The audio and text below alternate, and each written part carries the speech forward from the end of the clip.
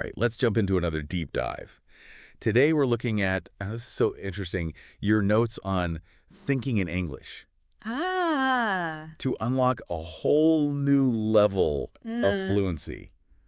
This feels like the next level. Yeah. You know? It is. I mean, it really is the key, the secret sauce, however you want to put it. Okay, so tell me more about that. Ah. What makes it so key, so important for people? So many people, and I'm sure you've experienced this too, you hit that plateau where you're still translating in your head. Yes. And it's that translation process that just, it like puts the brakes on everything. Totally. Right. It's like you can't be spontaneous. You can't, really follow the flow of the conversation when you're busy translating every single word. Oh, absolutely, because I've been there. Right. I mean, I've literally been like trying to make a grocery list in my head in English. Exactly. Yeah. And it just makes everything so clunky, you know? It's clunky, and you're exactly right. It slows you down, but it limits you in terms of how much you can enjoy it, right? Because you're so busy thinking about the mechanics of it that you can't actually be present and enjoy the conversation. 100%. So, okay, when we talk about thinking in English, I think it's important, define that, because that can sound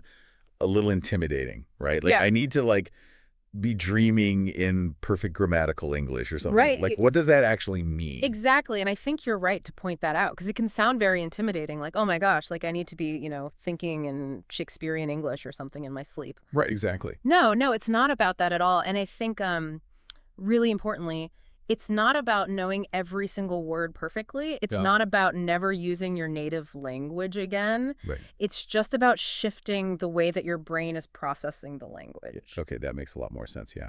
Yeah, I like to think of it kind of like when you're learning a new city. So, imagine you go to a new city. At first, you're completely reliant on your map. You're translating street names. You're like, okay, I need to go 2 blocks this way, then turn right at this. Right, exactly. But as you start to live in that city, as you start to just get familiar with it, you don't think about those things anymore. Just know. You just know, right? You think in terms of landmarks.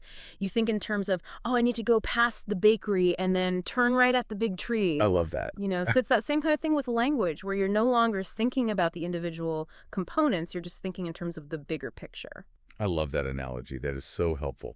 So how do we ditch the map and start thinking in English more?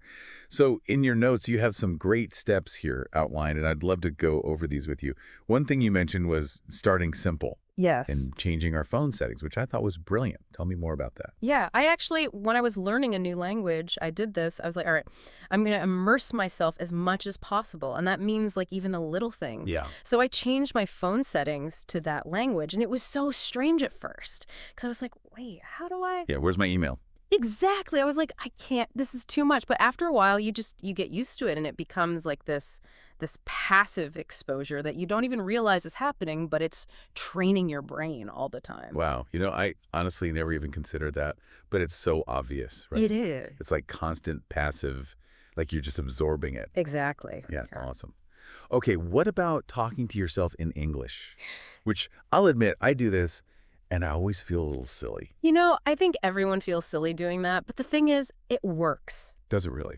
And I think the reason it works is because you're getting comfortable forming those thoughts directly in English. Yeah. There's no translation layer there. It's just you and your thoughts, and you're getting more comfortable with expressing those in English. It's like practicing a speech in your head. Yeah.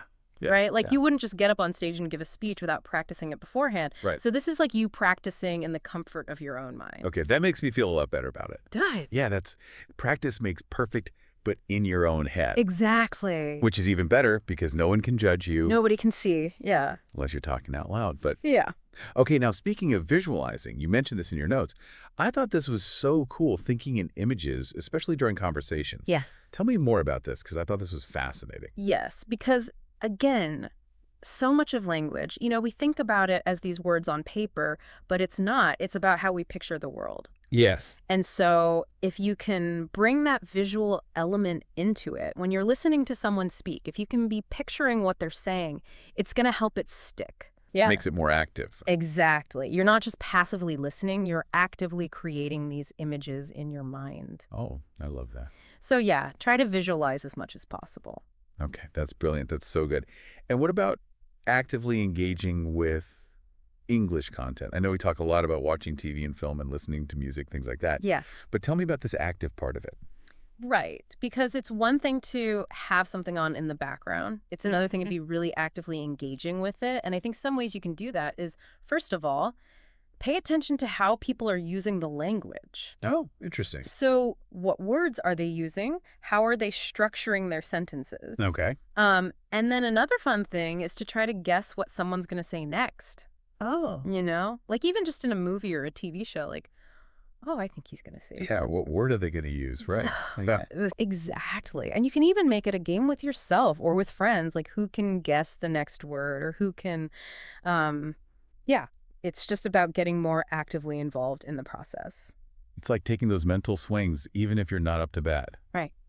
That's a great way to put it. I love that. Yeah. Okay, you also mentioned embracing mistakes. Yes. And I love that you have a smiley face next to that one in your notes, so I feel like you're ready for this. I am ready. Bring it on. Mistakes will happen. They will happen. They will. And that's a good thing.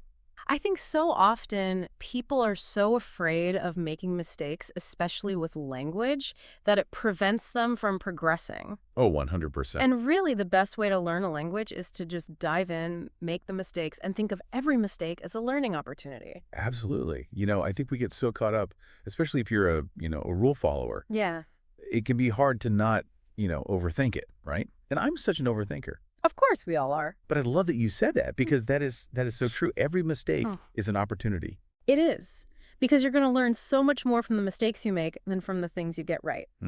That's so good. Yeah. Okay, so to kind of wrap up here, it's like we're retraining our brains, right? Yeah. It's like one conversation, one TV show, one, internal narration at a time. Exactly. One step at a time. You got this. You do. You absolutely do. And imagine the reward of being able to, think, dream, joke effortlessly in English. No, that's something to look forward to. Right?